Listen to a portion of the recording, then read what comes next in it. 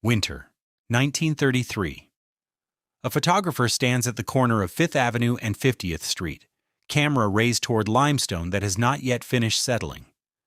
The building in front of him, 70 floors of Indiana stone and steel, still trailing construction scaffolding along its northern face, catches the February light in a way that seems almost aggressive, as if daring the gray city below to find fault. 6 blocks south, a breadline stretches past St. Patrick's Cathedral.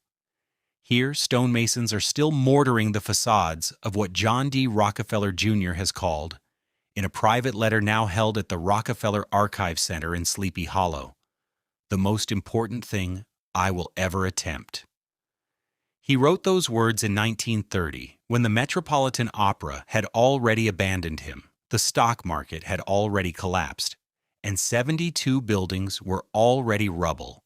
He built it anyway. Some monuments are not built from confidence. Some are built from the terror of stopping. There is a document in the Columbia University archives that does not look like the beginning of anything.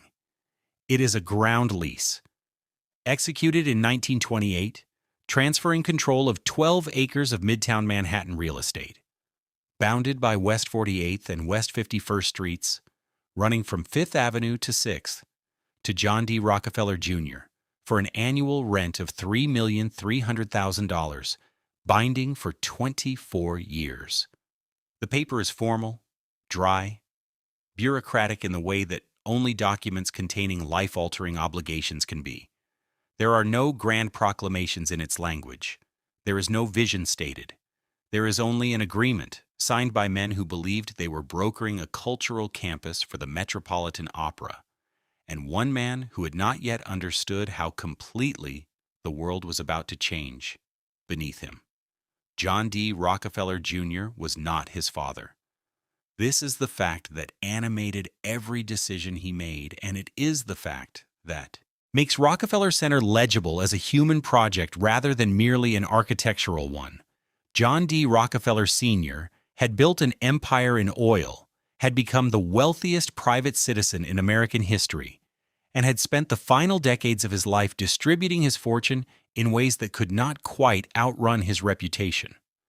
The son inherited the money and the name, and with them a particular kind of pressure, the pressure of a man who has been given everything except the defining act that would make the inheritance his own. He had funded restoration projects, donated to universities, financed the reconstruction of colonial Williamsburg. These were the gestures of a steward, not a creator. The Columbia lease, initially conceived as a site for a new Metropolitan Opera house surrounded by commercial buildings whose rents would subsidize the opera's programming, offered something different. It offered the possibility of authorship. Rockefeller did not retreat.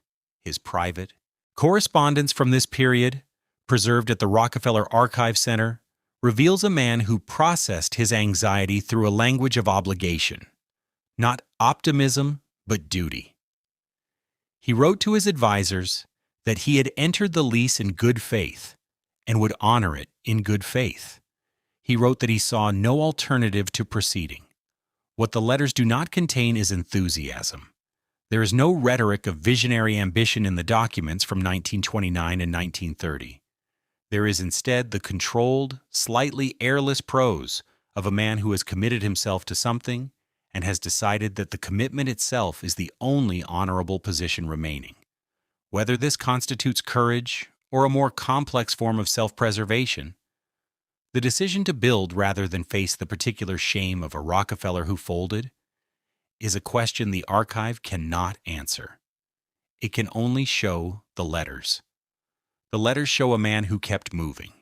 What he committed to building was not a cultural campus, but a commercial real estate complex, the largest privately funded construction project in American history, designed to generate sufficient rental income to cover the Columbia ground lease, and eventually return a profit on a capital investment that would ultimately exceed $100 million. The site surveys conducted in 1928 and 1929 documented what stood on those 12 acres before construction. 228 existing structures, ranging from brownstone tenements to small commercial buildings to at least one speakeasy operating behind a convincing facade of respectability. More than 4,000 residents and business tenants occupied the site. These were not, for the most part, people with resources sufficient to resist displacement. They were the ordinary inhabitants of an ordinary urban block. Working-class families, small shopkeepers, the kinds of people whose addresses are preserved only in demolition logs and tenant relocation records rather than in the histories that get written later. The site surveys mapped their buildings with technical precision and no editorial comment. A survey is not a moral document, but the act of reading those surveys in sequence, building after building cataloged, measured, and marked for demolition, produces a cumulative weight that the project's official histories tend to elide. Rockefeller Center was not built on empty land. It was built on the archaeology of other people's ordinary lives, cleared to make space for a monument that would be celebrated for its public generosity. The breadlines forming on Fifth Avenue in the winter of 1930 were not an ironic backdrop to the project. They were its context, its condition, the world inside which every decision about the complex was made. Rockefeller understood this. His public relations operation worked carefully to frame the construction project as depression relief, an employer of tens of thousands of workers at a moment of catastrophic unemployment. The framing was not false. It was also not complete. The lease that started everything renewed automatically. Columbia collected its rent through the Depression, through the war, through the post-war boom for 24 years and then beyond, on terms that had been fixed in a more confident era. Rockefeller had bound himself to those terms, and the complex he built to honor them became, in time, one of the most recognizable collections of buildings in the world. Whether it should have been built, whether a 12-acre displacement of 4,000 people executed during the worst economic catastrophe in American history, financed by inherited oil money, and designed primarily to service one man's need to escape his father's shadow, constitutes a legitimate claim on the phrase great architecture, is precisely the question that the complex beauty makes so difficult to answer cleanly. The Metropolitan Opera left. The Depression arrived. Rockefeller stayed. And Manhattan has never recovered from the fact that he did. Raymond Hood died in August of 1934 at the age of 53, from what his physicians described as complications of rheumatoid arthritis. The complex he had spent 5 years designing would not officially open until 1935. He never saw the completed thing.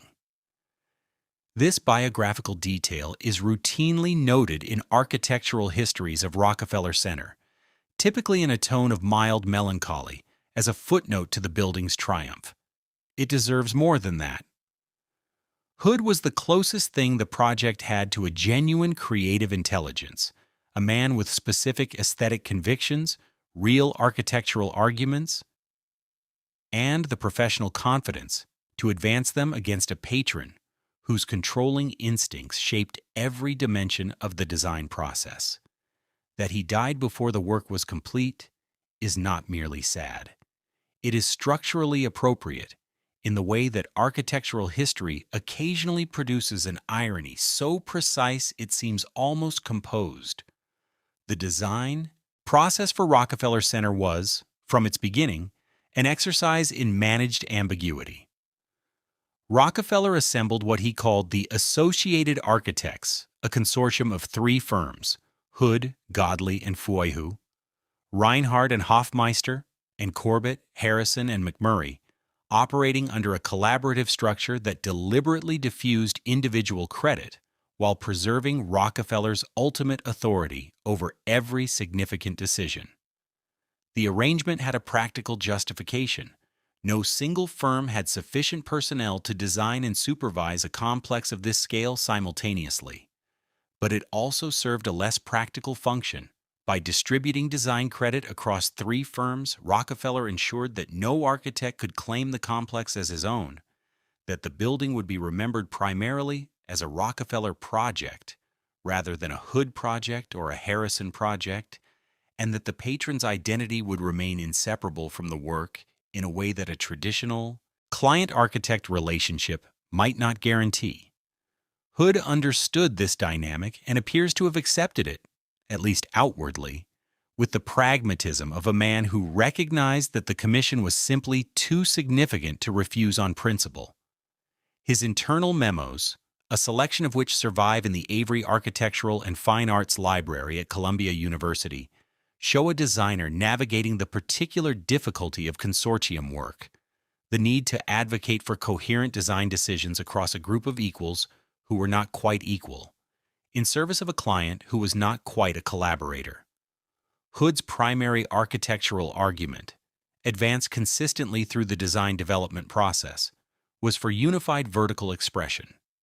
He believed the complex should read as a single composition rather than a collection of individual buildings, and he pushed for the setback geometry of the central slab, what would become 30 Rockefeller Plaza, to dominate the ensemble with sufficient authority that the surrounding lower buildings would function as its base rather than as competing elements.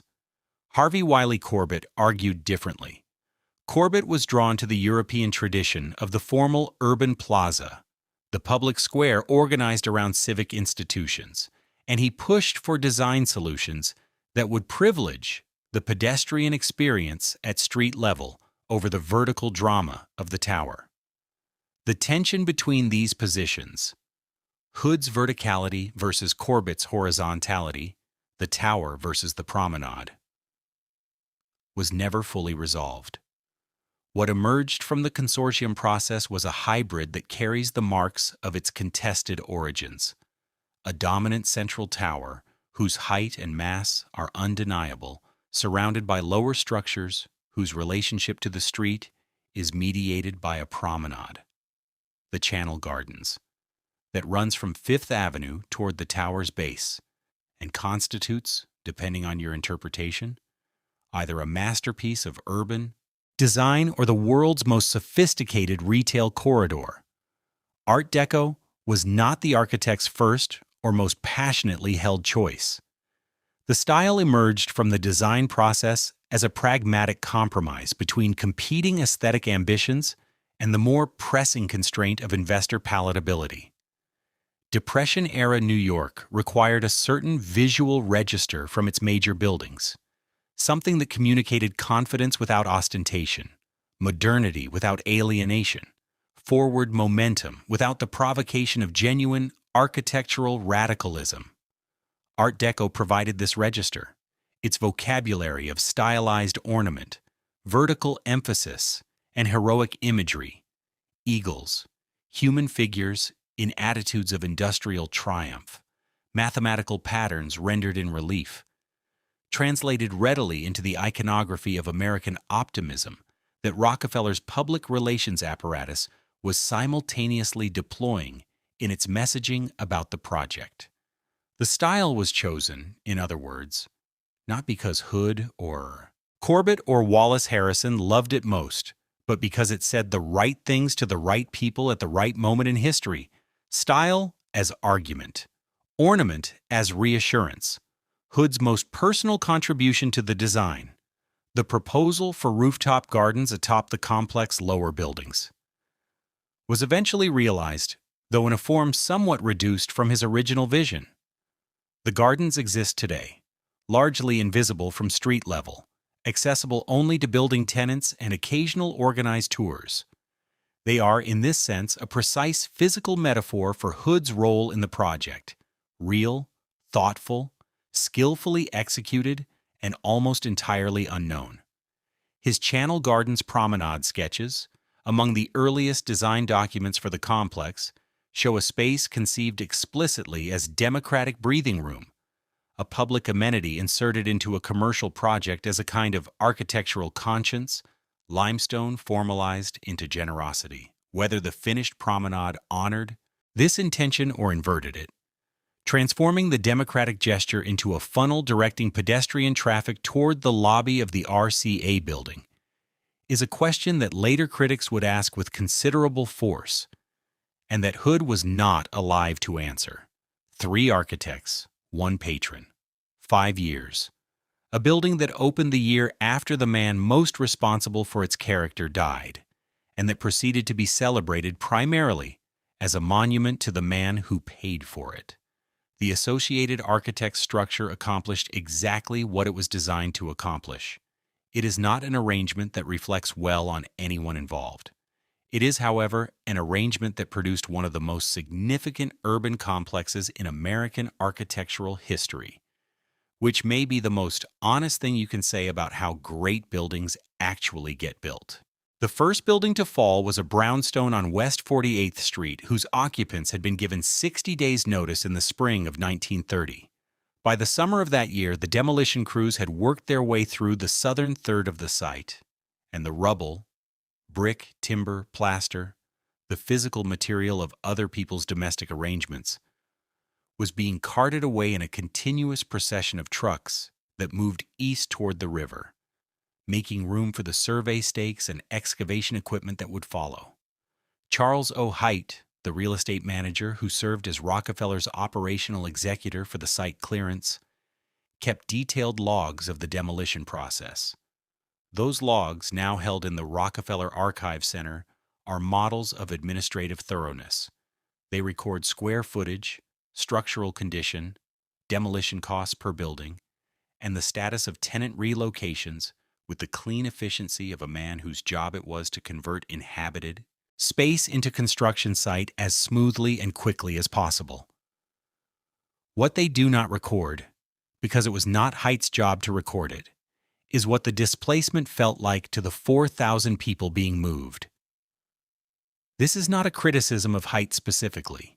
He was managing a legal and logistical operation of considerable complexity, and there is no evidence that he conducted it with unusual cruelty or indifference. Tenant relocation assistance was provided, though the records suggest it was calibrated to minimum legal obligation rather than genuine rehousing support. The people who left were given what they were legally owed, and then the buildings they had lived in were converted into rubble, and the rubble was removed, and the site was made ready for something that its builders believed would be incomparably more significant than what it replaced. This is how cities are rebuilt. It has always been how cities are rebuilt. The mechanism is not unique to Rockefeller Center. What is perhaps slightly unusual is the speed and completeness with which the prior history of the site was erased, not just physically, through demolition, but rhetorically, through the construction of a historical narrative in which the complex appeared to rise from nothing, a monument without a prior world beneath it.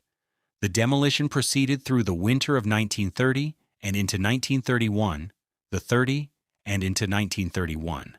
The breadline winter, the winter in which unemployment in New York City would pass 20%, and the lines outside the municipal relief offices on Lower Broadway would stretch around the block before dawn. Rockefeller's public relations team was attentive to the optics. Press releases emphasized the construction workforce that would follow demolition. The carpenters, steel workers, electricians, and laborers who would eventually number approximately 75,000 workers at the project's employment peak, a figure that represented meaningful Depression-era relief and that was deployed in newspaper coverage with careful frequency. The framing was accurate in its arithmetic. 75,000 workers did work on the complex during its construction period. The framing was incomplete in its context. Those workers arrived after the 4,000 residents had already left, after the small businesses had already closed, after the speakeasies and tailor shops and boarding houses had already been converted into the rubble in Haight's logs.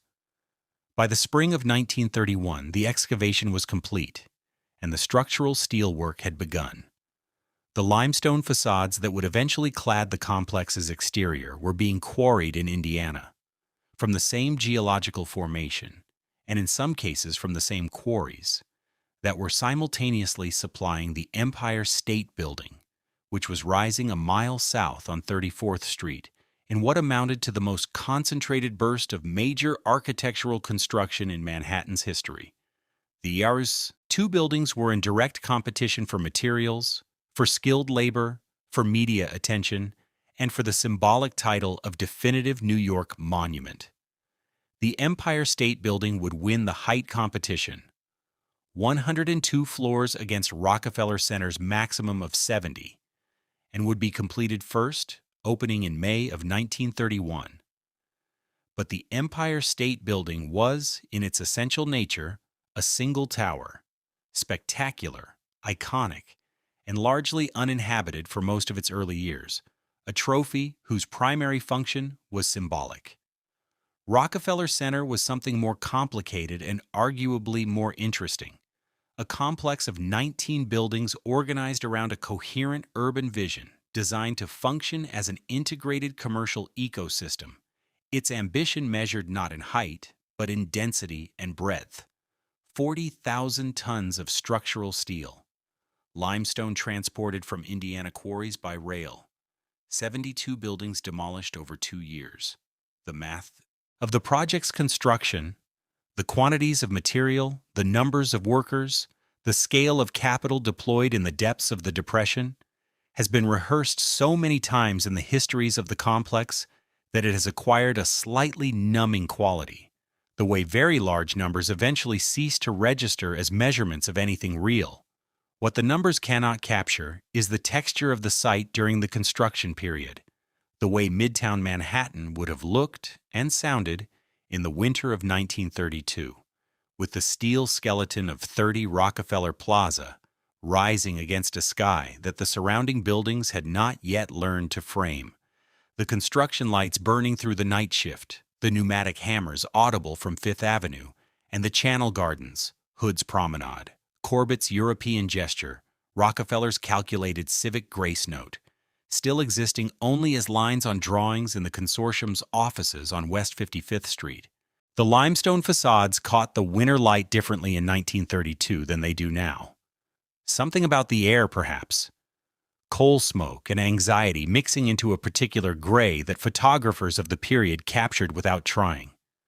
The first completed buildings of Rockefeller Center rose into that air carrying a visual language that had been chosen as carefully as a political speech. Art Deco was not merely a style, it was an argument. And the men who commissioned it understood precisely what they were arguing for. The official brief handed to the complex art program in 1932 contained a phrase that should have embarrassed someone: New Frontiers and the March of Civilization. It did not embarrass anyone.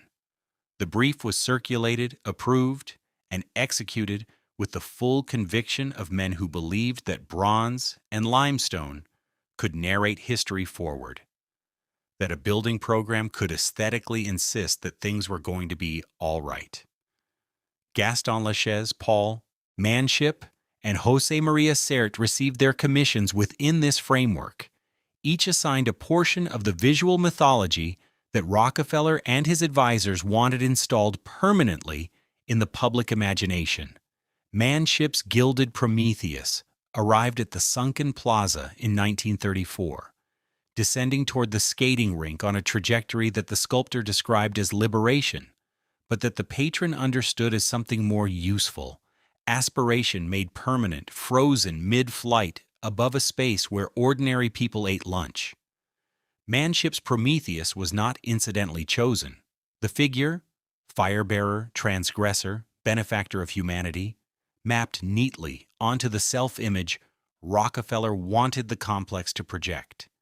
Here was the man who brought warmth to a cold world, who risked punishment to illuminate the darkness.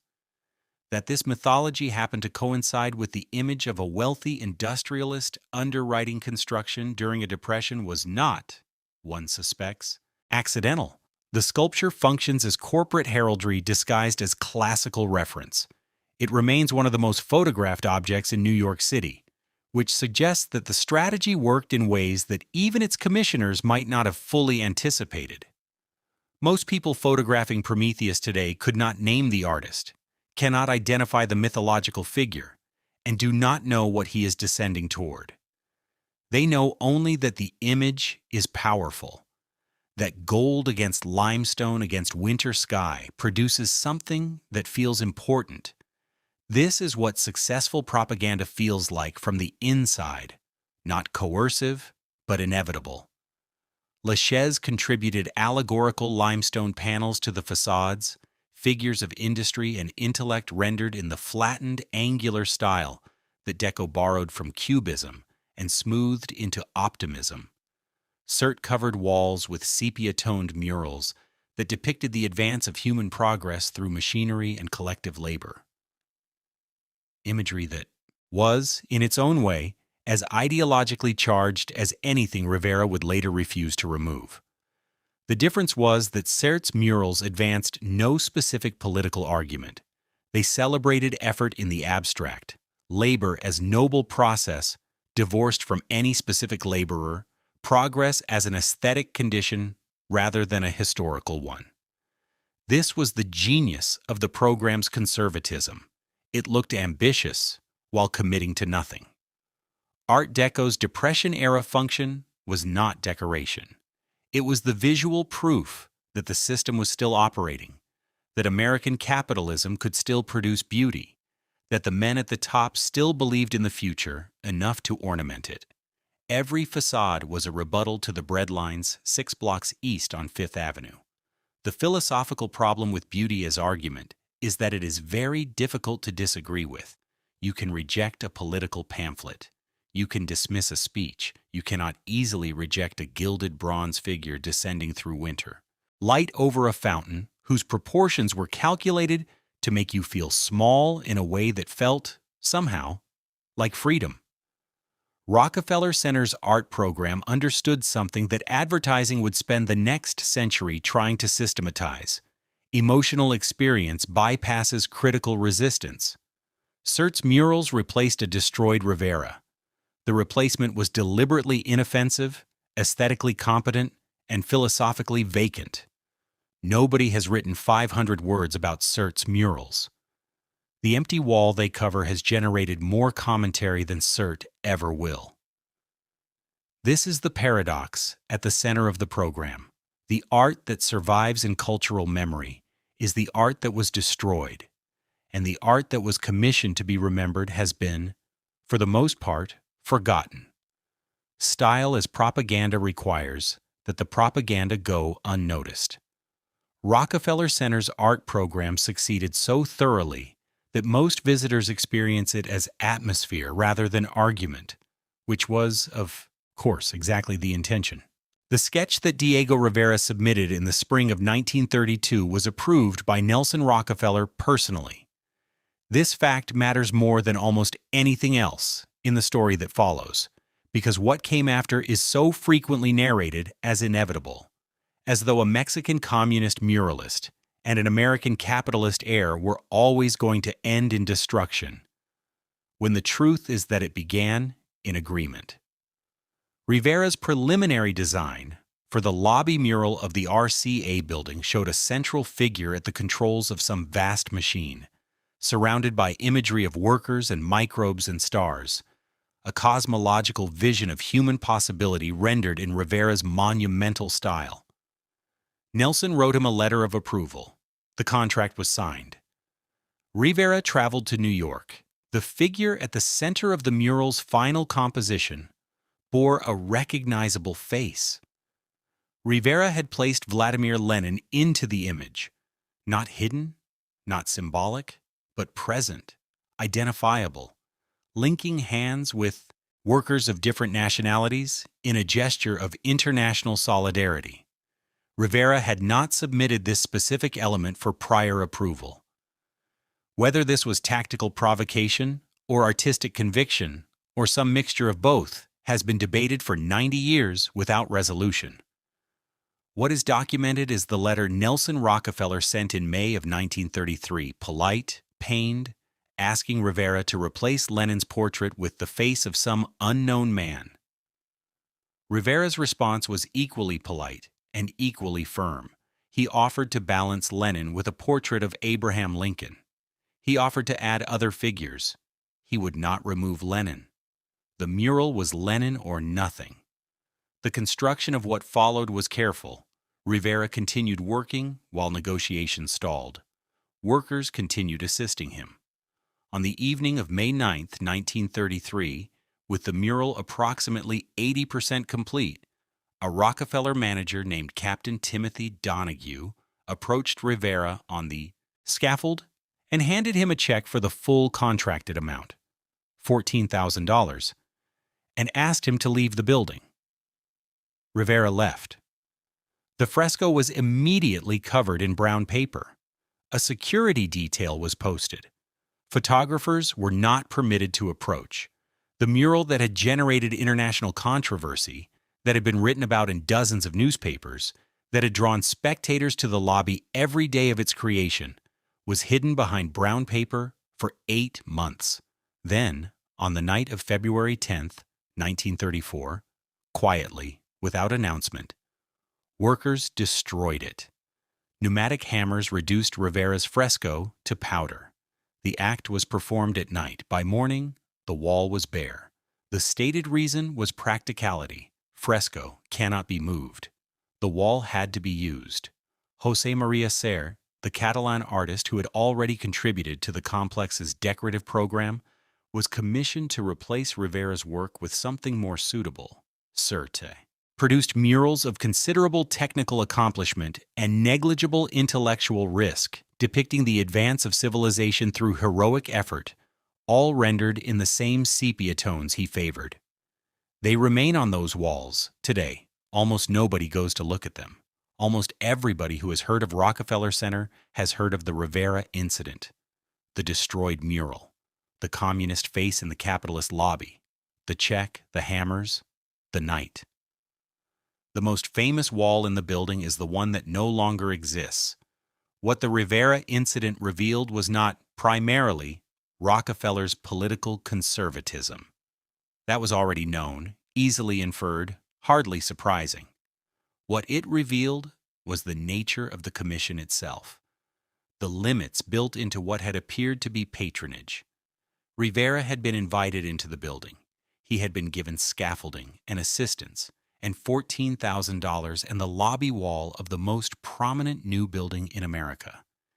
He had been given, apparently, creative latitude. What he had not been given, what no artist in the program had been given, what the approved brief of New Frontiers and the March of Civilization had made structurally impossible, was the freedom to mean something that the patron had not pre-approved. Art in Rockefeller Center was always permitted within a frame. Rivera's transgression was not political, it was architectural. He attempted to exceed the frame. The building destroyed the attempt and covered the evidence. The Channel Gardens fountain, visible from the street where Rivera's admirers once gathered to watch him work, continued flowing through all of this. The water made no editorial comment. Civic grace, it turned out, was easier to sustain than artistic freedom, because the fountain asked nothing of the people who walked past it, and Rivera had asked everything. The empty wall that Cert eventually covered remains, underneath the sepia murals, the truest surface in the complex, the place where the building showed what it was, not a cultural institution, not a democratic space, a very beautiful, very controlled, very expensive argument. And an argument, as Rivera discovered, that could only be made one way.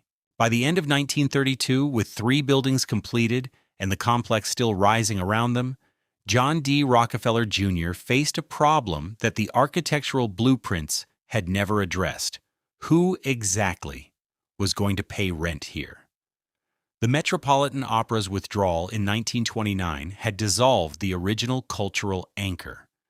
The Depression had evaporated the theoretical corporate tenants who were supposed to fill 12 acres of Midtown Manhattan office space. What remained was the lease obligation to Columbia University, $3.25 million annually, every year, regardless of occupancy, and a personal fortune that had been absorbing losses for 3 years without relief. Rockefeller needed a tenant the way a drowning man needs something solid, and what he found was a corporation with its own reasons for wanting a very visible address: the Radio Corporation of America. The arrangement with RCA was more than a lease. It was a rebranding of the entire enterprise.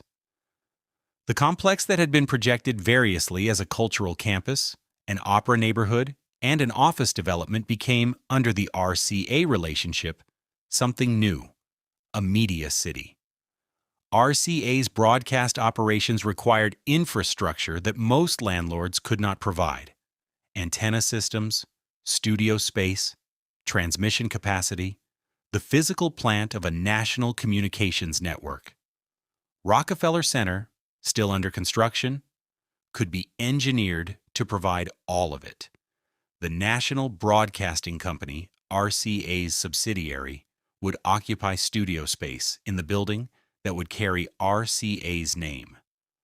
The skyscraper at the center of the complex, 70 stories of Indiana limestone rising above the sunken plaza, became known as the RCA Building, and for 2 generations that name signified something specific: the place where American radio and then American television was made.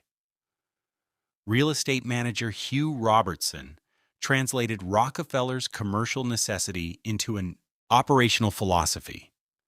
The complex was not, Robertson argued, a collection of office buildings.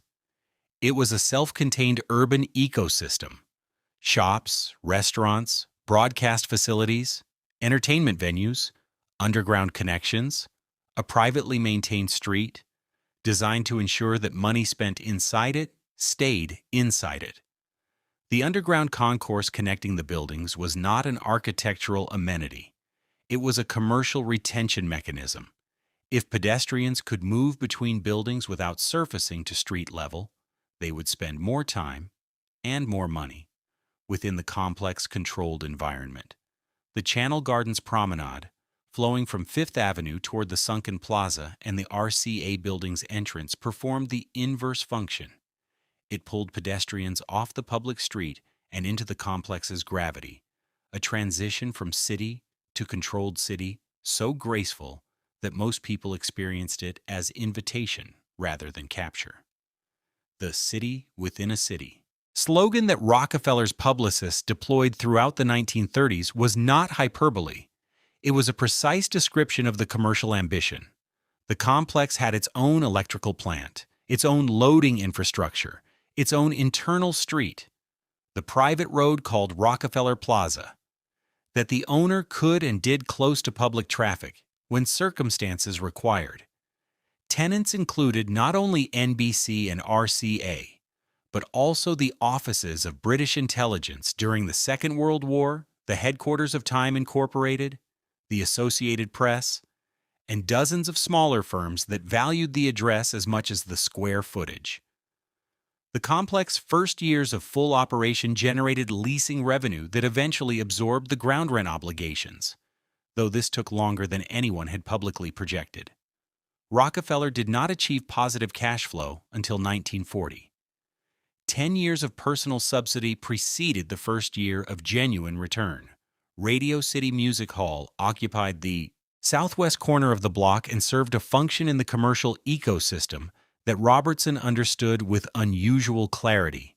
It was a loss leader.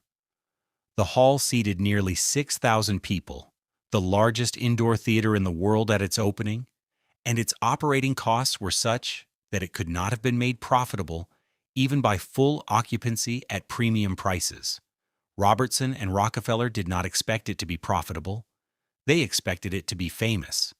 A world-famous entertainment venue anchoring the complex would attract foot traffic that benefited every retail tenant, every restaurant, every office building in the immediate vicinity.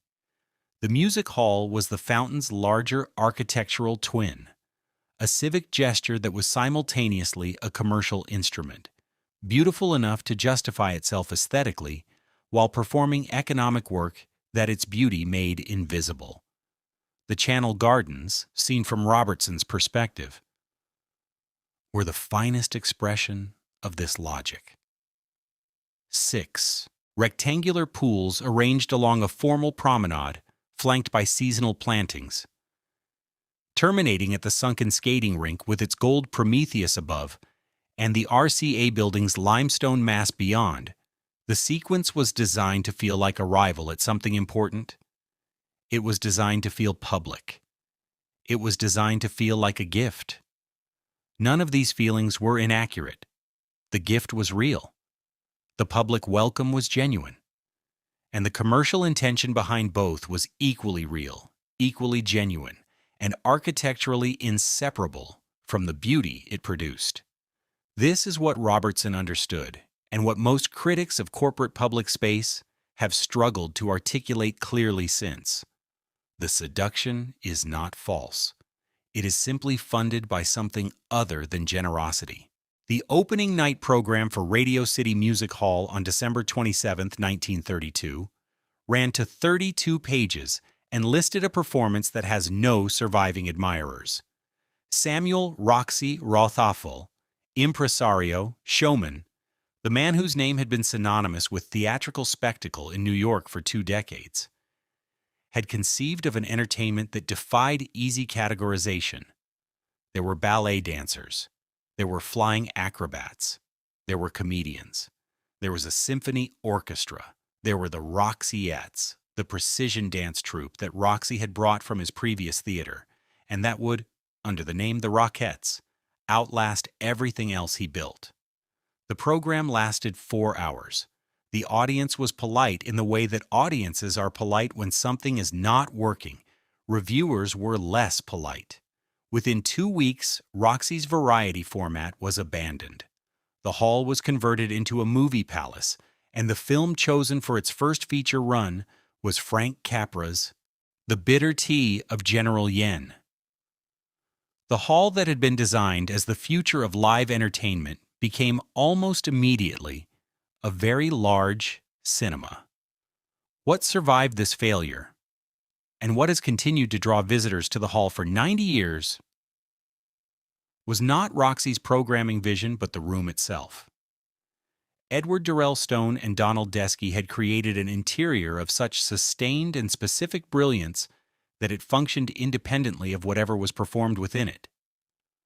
The auditorium's proscenium arch was designed in concentric arcs that drew the eye upward and inward simultaneously, creating a spatial experience that audiences consistently described in religious terms: a secular cathedral, a chapel of American optimism, a place where the scale of the space performed a kind of emotional operation on whoever entered it. Deskey's interior design extended through every surface: custom textiles, custom hardware, custom furniture, a consistency of aesthetic intention that was unprecedented in commercial interior design and has rarely been equaled since. The women's lounges alone, each floor a different designer, each room a complete aesthetic statement, attracted architectural pilgrims who had no intention of seeing whatever was playing on the screen. The audiences who filled Radio City in the 30s and 40s were not primarily the wealthy patrons for whom the complex had been nominally conceived. They were office workers and shop girls and factory employees who dressed carefully for the occasion and experienced, for the price of a movie ticket, an environment of extraordinary beauty. The Art Deco grandeur that surrounded them was not a historical artifact. It was new, it was present. It was an argument addressed directly to them, that they deserved beautiful things, that their leisure time had value, that the culture of aspiration extended to everyone who could afford admission. This was Rockefeller Center's most genuinely democratic achievement, and it happened by accident. The hall that was designed as a showcase for elite entertainment became, Dean West, through the pragmatism of commercial failure, a space where thousands of ordinary New Yorkers experienced their weekly contact with the idea of American excellence. The crash of Roxy's vision produced something more durable than his vision would have been. The philosophical consolation available here, that failure occasionally produces better outcomes than success would have, is, however, somewhat undermined by the mechanism that made it possible. The hall's accessibility was commercial, rather than civic.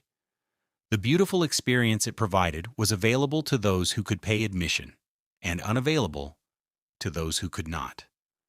The Art Deco grandeur that surrounded Depression-era audiences was simultaneously a genuine gift and a reminder of where they were in the social architecture. You could sit in a 6,000-seat theater of extraordinary beauty for the price of a film ticket. You could not own any part of what surrounded you. The room belonged to Rockefeller, as the complex belonged to Rockefeller, as the Channel Gardens and the sunken plaza and the gold Prometheus and the formal promenade from Fifth Avenue all belonged to Rockefeller. The gift was real. The ownership was clearer than the gift. And in the dark of the theater, watching the screen, it was almost possible to forget the difference. Lewis Mumford walked through Rockefeller Center in 1938 and wrote about what he found with the measured fury he reserved for things that almost worked. His criticism, published across several essays and eventually synthesized in his longer architectural writing of the 40s, was not that the complex was ugly. He conceded more than once that it was not. His complaint was structural rather than aesthetic, and it has aged better than the admiration of most of his contemporaries. What Rockefeller Center had achieved, Mumford argued, was the perfection of a new urban form. The privately owned public space managed to appear democratic while operating as something more controlled and more exclusive than that appearance suggested. It was architecture of power, he wrote, not of people. And the distinction, though it required some unpacking, was genuine and consequential. The legal situation was, by the 1930s, already well established. Rockefeller Center's plazas, promenades, and gardens were private property. The owner could regulate behavior within them, exclude individuals, restrict uses, close spaces temporarily, and alter the character of the environment at will. The Channel Gardens were maintained, planted, and redesigned according to the owner's preferences, not the public's. The skating rink, which had begun as an improvised attraction in 1936, when workmen left a flooded area of the sunken plaza and employees began skating informally, was eventually formalized and commercialized, admission charged, hours set. The gradual transformation of what had appeared to be civic amenity into ticketed experience was not a betrayal of the original design. It was the fulfillment of it. Robertson's commercial ecosystem had always understood public feeling space as a revenue-generating instrument. Mumford's deeper point was about the effect on the city beyond Rockefeller Center's property lines. The complex had established a model of urban development in which the private sector provided public quality amenity, plazas, gardens, pedestrian passages, in exchange for density bonuses, naming rights, and the cultural legitimacy that came from being perceived as civic benefactors. This model was already spreading when Mumford wrote about it, and would spread much further in the decades following. Corporate plazas began appearing across American cities, each one modeled in some degree on what Robertson and Rockefeller had demonstrated, that a privately controlled outdoor space, designed to feel welcoming, could anchor a real estate development, attract tenants and visitors, and generate returns while appearing to offer something for nothing. The form was copied. The fountain was copied. The promenade was copied. The specific quality of Rockefeller Center, the limestone consistency, the art program, the genuine investment in aesthetic experience, was in most cases not copied because it was too expensive and too particular to replicate at the scale and speed that post-war development required. What was replicated was the structure of the argument. We have given you this beautiful space. Therefore, we deserve your goodwill, your tenancy, your commerce, your presence. The gift in most cases was considerably less beautiful than the original. a windswept concrete plaza, a single piece of abstract sculpture that nobody had commissioned with Rivera's seriousness. A few trees and planters. The argument remained the same. The give us credit for the plaza logic that Rockefeller Center had established as a civic norm became the standard justification for private development in American cities for the second half of the 20th century. Mumford saw this coming and wrote about it with his characteristic combination of precision and despair. But his critiques circulated primarily among architects and planners who were already using the Rockefeller Center model as a template. They read Mumford carefully and built the corporate plaza anyway. The class geography of the promenade that Mumford identified in the late 30s was subtle enough to require explanation, and obvious enough, once explained, that it was impossible to unsee. The Channel Gardens walked you from Fifth Avenue, the commercial corridor of luxury retail, toward the RCA building's entrance, passing shop fronts and restaurant terraces, guided by the formal plantings and the gentle slope of the grade toward the sunken plaza. The experience was elegantly calibrated, open to everyone, designed for comfort, and oriented entirely toward consumption. You could sit in the Channel Gardens and spend nothing. The architecture did not prohibit this. It simply made the alternative. Moving along the promenade, entering the buildings, spending money in the shops and restaurants, so pleasant, so natural, so beautifully invited, that resistance required a deliberate act of will that the design made to feel like ingratitude. The civic welcome and the commercial seduction occupied exactly the same physical space. To walk through one was to walk through the other. Mumford's phrase, architecture of power, not of people, requires one qualification that he did not make explicitly, possibly because it would have complicated his argument more than he wanted. The architecture was also genuinely beautiful, and the beauty was not incidental to the power. It was constitutive of it. A less beautiful version of Rockefeller Center would have been a less effective instrument of the ideology it embodied.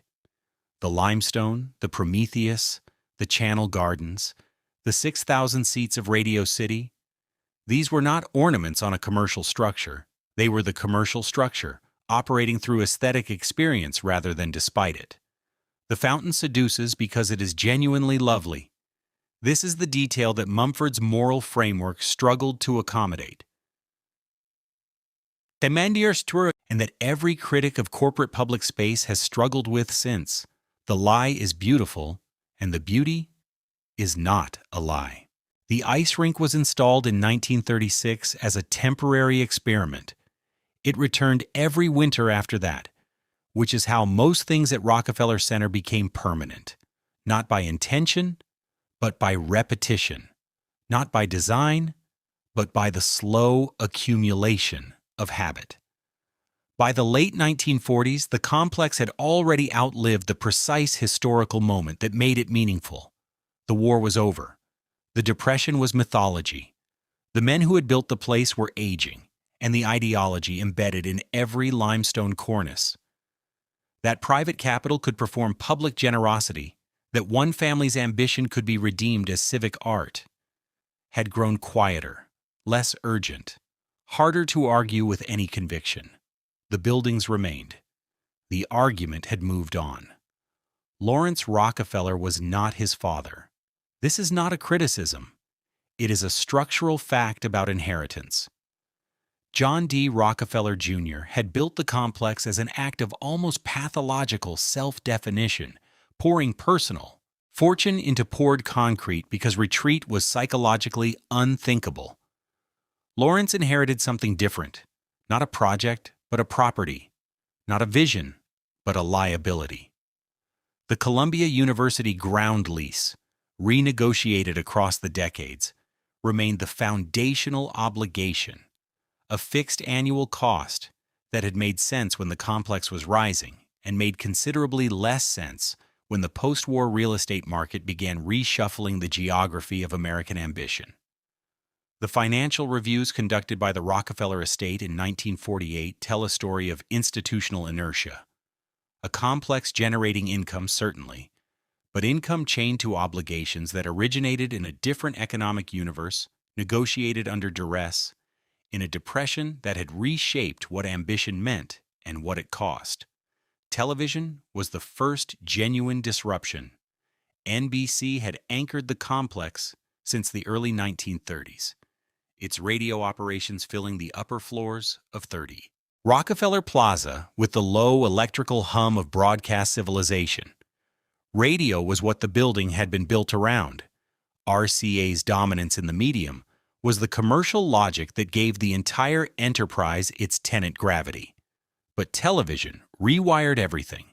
The technology NBC had been quietly developing since the late 1930s exploded into American domestic life after the war, and the studios at 30 Rock adapted, converted, rebuilt.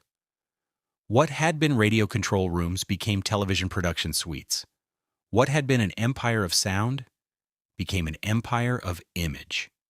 The transition looked like continuity from the outside. NBC remained. The building remained.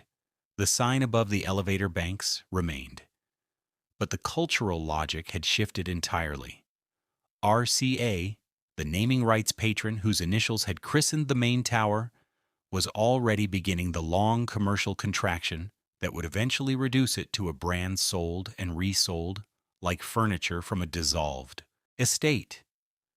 The building wore the old name while the institution it commemorated slowly diminished behind the facade.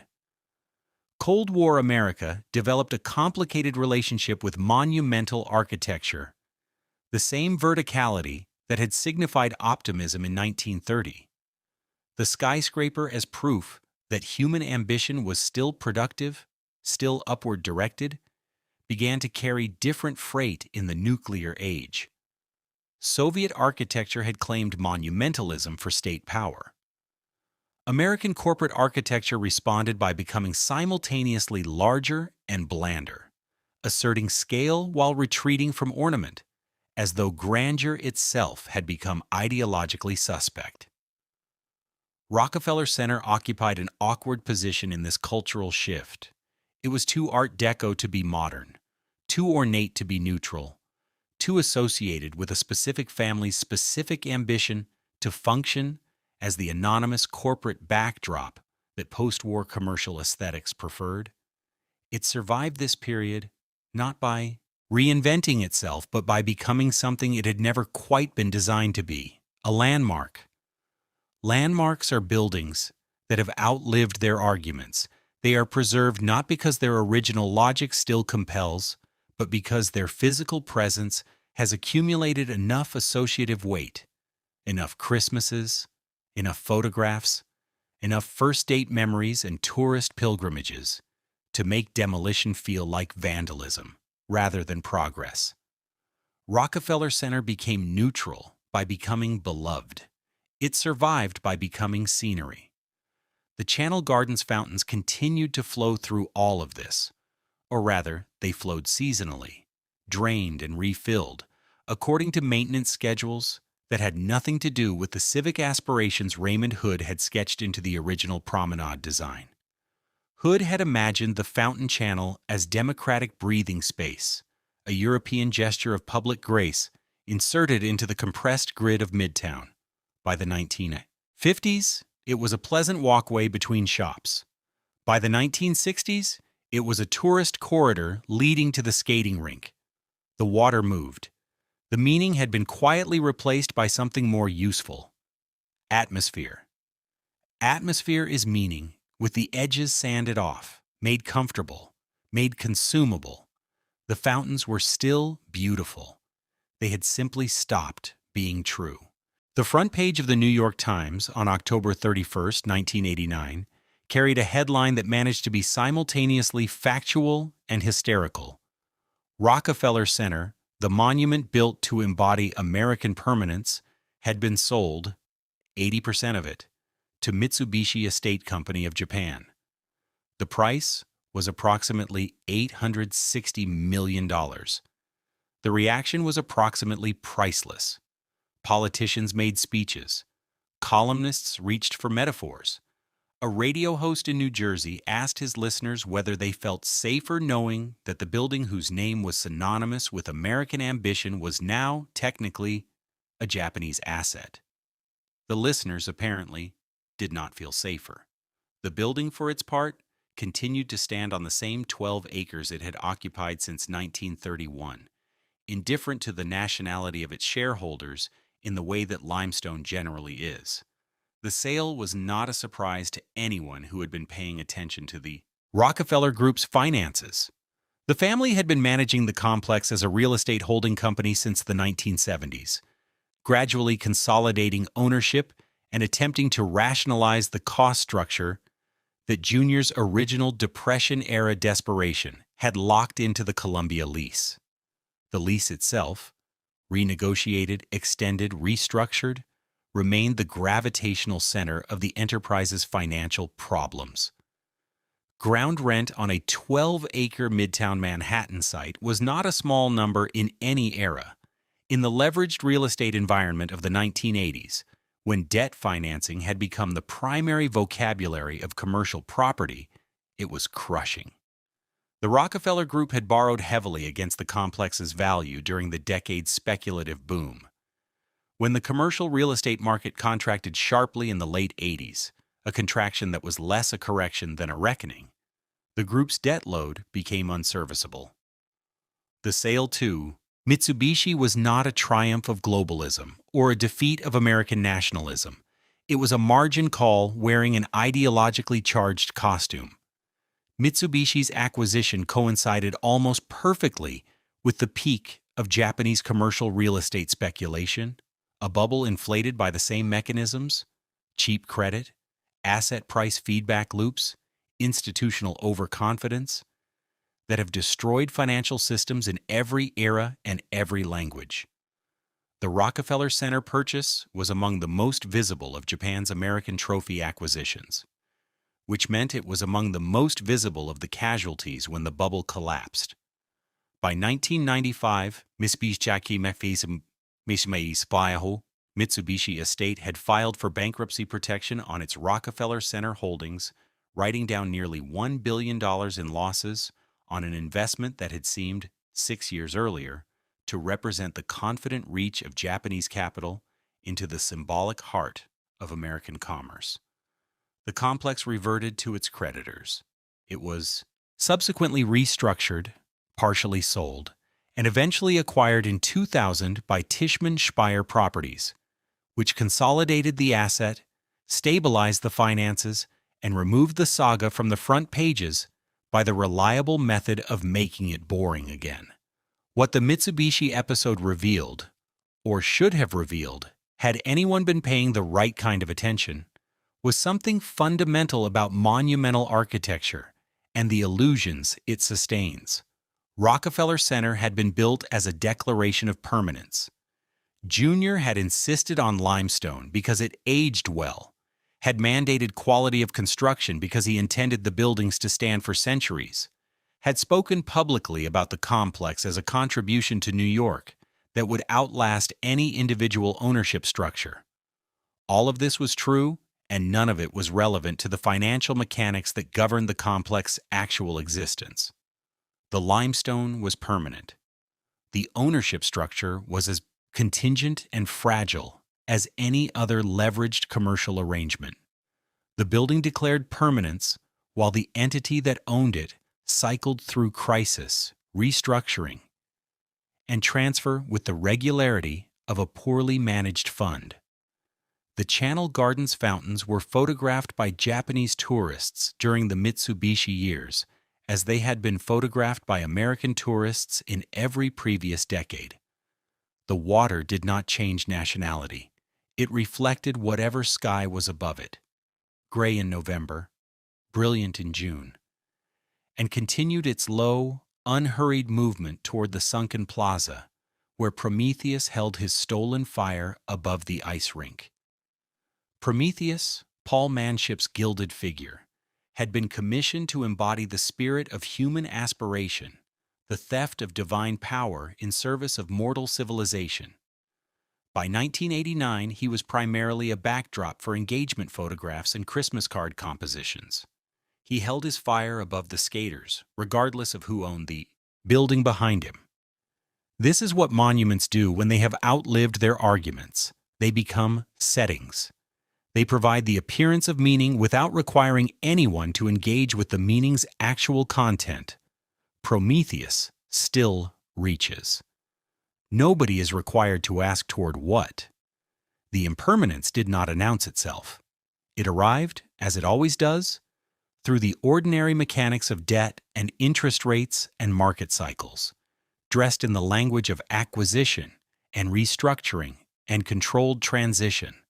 The building built to declare that American capital was permanent discovered, in the ordinary course of events, that nothing built by capital is permanent. Only the limestone, and only for a while. The threat came not from neglect, but from progress, which is how the most dangerous threats to beautiful things usually arrive. In 1978, the owners of Radio City Music Hall announced that the venue was losing money, which it had been doing intermittently and sometimes catastrophically since its disastrous opening night in December 1932, and that demolition was under active consideration. The announcement was made with the particular corporate tone that presents destruction as reluctant practicality, as though the decision to erase 46 years of architectural achievement was being made against the better instincts of sensitive businessmen who simply had no choice. The hall was not profitable. The hall was occupying prime Midtown real estate. The calculation appeared straightforward to everyone who had not been inside the room. The interior of Radio City Music Hall is not straightforward.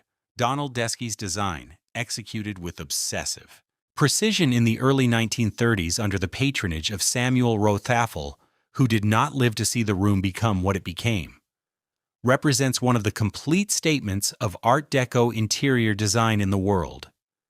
The Great Hall itself, with its sweeping arc of ceiling rising in concentric curves above the orchestra, creates the sensation of sitting inside a wave at the precise moment before it breaks. The lobbies contain murals and metalwork and carpet designs of such accumulated richness that the room functions less as a theater than as an argument that human beings deserve beautiful spaces in which to gather, that the quality of a room's surfaces communicates something about the value assigned to the people inside it. Rockefeller had believed this with the fervor of a man who had grown up without beautiful rooms and had never recovered from the discovery that they were possible. Deskey had executed the belief in aluminum and glass and lacquered wood. The room made the argument physical. The New York City Landmarks Preservation Commission had been established in 1965 in the aftermath of the demolition of Pennsylvania Station, a catastrophe so culturally traumatic that it effectively invented the modern American preservation movement by demonstrating, in rubble, what the absence of legal protection meant in practice. The Commission had the power to designate buildings and interiors as landmarks, preventing demolition or significant alteration without review. Radio City's exterior was part of the Rockefeller Center complex and carried its own protections. The interior was a separate question, and it was the interior, Deskey's extraordinary room, that the owners proposed to eliminate.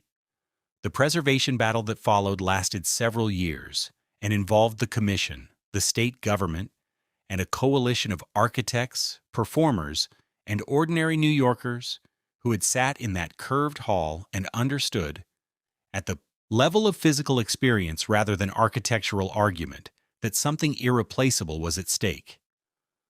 The hall was designated a New York City interior landmark in 1978. The designation was not automatic or uncontested.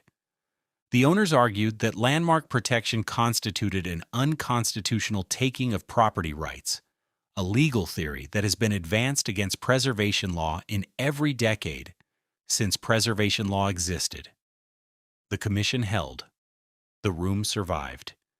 It was subsequently restored, reopened, and returned to operation as a performance venue, which it has remained, improbably and genuinely, functioning as a working theater in a city that has demolished most of its architectural contemporaries. The irony embedded in this outcome is not small. The most beloved interior in Rockefeller Center, the room that generates the most genuine emotional attachment from the most people, was a commercial failure from its first night of operation. Rockefeller's original vision, a variety program of enormous ambition and larger pretension, collapsed within weeks.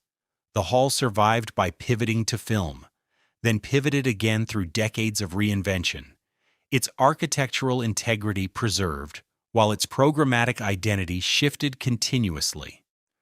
The room that was saved by landmark designation was saved precisely because it had failed to be what its creator intended. Its survival depended on the gap between its original purpose and the purposes that accumulated around it over time.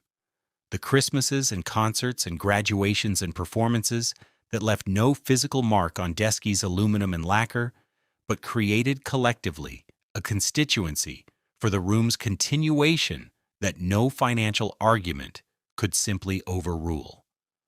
The Channel Gardens fountains were restored during the broader Rockefeller Center renovations of the 1980s, cleaned and repointed, and returned to operation with the careful attention to surface that characterizes institutional preservation. The restoration was genuine and technically accomplished. What it could not restore was the specific historical consciousness that had surrounded the fountain's original installation. Hood's democratic ambition, the Depression-era context that made a public promenade feel like an act of grace rather than commercial strategy. The water returned. The memory did not. This is the honest account of what preservation does and does not accomplish. It maintains the physical evidence of a past moment, without maintaining the past moment's meaning. The fountains flow in the present tense. Their original argument is available only in archives, in sketches, in the kind of attention that most people passing through on their way to the skating rink have neither the time nor the reason to bring. We preserve the shell. We cannot preserve the soul. Landmark status is a photograph of a living thing, accurate, detailed, and permanently still. The planners came first, before the lawyers or the journalists or the tourists. They came with notebooks and site visits and a conviction that Rockefeller Center had solved something, that the complex at 6th Avenue and 50th Street had discovered the formula for making cities feel generous without costing the owner anything genuinely irreplaceable. Boston's Prudential Center, completed in 1965, borrowed the setback plaza and the tower above podium geometry without borrowing the Channel Gardens. Montreal's Place Ville Marie, finished in 1962, took the underground concourse logic and ran it beneath an entire city block. Chicago, Houston, Atlanta. Each built its version of the Rockefeller lesson. Each missed the same detail. What they copied was the form. What they left out was the fountain. This is not a small omission. The Channel Gardens at Rockefeller Center are not decorative. They are structural. Not in the engineering sense, but in the civic one. They exist as the pause before the commercial interior, the moment of softness before the building's economic demand begins. Every corporate plaza, built in the post-war decades, understood the plaza as threshold. Few understood it as gift. The distinction is invisible until you stand in both spaces and feel the difference. One plaza makes you feel observed, the other makes you feel, briefly, permitted. Rockefeller Center's imitators built permission structures that felt like waiting rooms. The form without the fountain is architecture with the conscience removed. Urban planners writing in the 1970s cited Rockefeller Center in proposals for mixed-use development across North America with a frequency that became its own kind of distortion. The citations accumulated until the original was less a building than a category. Rockefeller style, meaning tall tower, retail podium, public adjacent open space. The phrase drifted so far from its source that planners who had never visited the complex were designing in its image. Influence at that distance becomes rumor. And cities built on rumor are cities built on a misreading of someone else's anxiety, translated once too many times, until the original terror that drove the thing into existence has been laundered into planning doctrine. Rockefeller built his complex because he could not afford to stop. His imitators built theirs because they believed he had chosen to begin.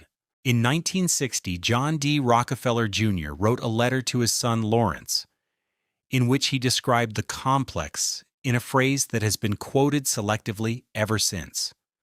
The full sentence reads, "I had no choice but to go forward.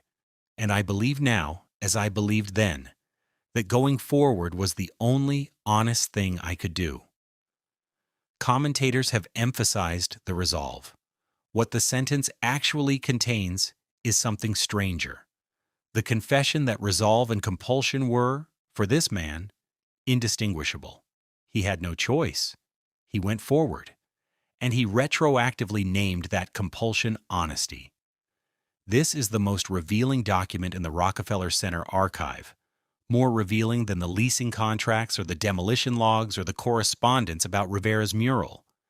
It shows a man who built one of the 20th century's most significant architectural achievements, not from vision, but from the impossibility of retreat. The Metropolitan Opera left. The Depression arrived. The ground. Lease held. The man who could not afford to fail, financially, psychologically, dynastically, built a city block rather than admit that the project had become untenable. What emerged from that refusal was, against every reasonable expectation, genuinely great. Rockefeller Center is beautiful. It is generous in its better moments. It earns its landmark designation and its place in the visual memory of New York with something approaching legitimacy. And yet, the title's question was never fully answered because the most honest answer is not a simple one. It should never have been built because nothing that achieves this scale of consequence should depend on one man's terror of his own failure. That is too fragile a foundation for something this permanent. That it worked, that the terror produced beauty, that the compulsion produced grace, that the refusal to retreat produced a fountain in the middle of Midtown that people have stood beside for 9 decades without knowing why. It moves them, does not redeem the logic that built it. It only proves that human beings are capable of making things greater than their reasons. What remains now is limestone and ledger entries.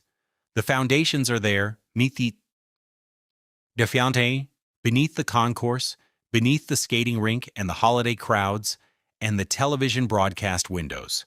Photographs in the municipal archives show the site before demolition. Ordinary buildings on ordinary streets, storefronts with hand-lettered signs, fire escapes descending toward sidewalks that no longer exist in that configuration. In those photographs, nothing announces its own impermanence. The buildings look solid. The streets look permanent. Then the next photograph shows the same block empty, scraped back to earth, and what seemed solid turns out to have been entirely provisional. The fragments that survive demolition are held in various collections. Hood's sketches are preserved. The Rivera mural is not. It exists only in a single black and white photograph taken by a Rockefeller employee before the plaster was destroyed. The image slightly overexposed at the edges. Lenin's face visible, but blurred by light. Radio City's interior survived its near demolition and sits now inside a landmark designation, beautiful and maintained. The context of its original failure safely dissolved by decades of successful use. The Channel Gardens fountains were restored in the 1990s, the reflecting pools cleaned, the bronze seahorse fixtures repaired. He built it to be remembered. We remember it, but not always him. The fountain moves through all 4 seasons, filling and emptying and filling again, indifferent to origin, indifferent to legacy, continuous in the way that water is continuous, not because it persists, but because it does not require a reason to.